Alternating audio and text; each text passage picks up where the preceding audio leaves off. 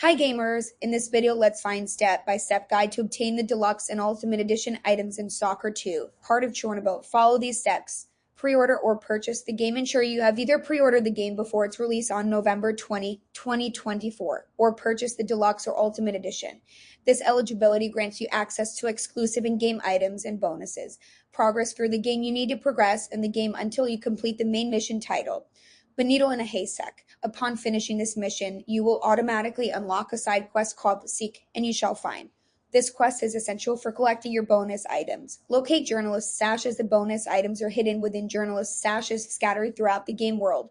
You will find a total of 13 stashes, each containing various items from your Deluxe or Ultimate Edition, as well as pre-order bonuses. The stashes can be identified by an icon resembling a Triforce 3 white triangles on your map. Hovering over these icons will reveal their names for collecting items. Each stash contains specific items based on your edition.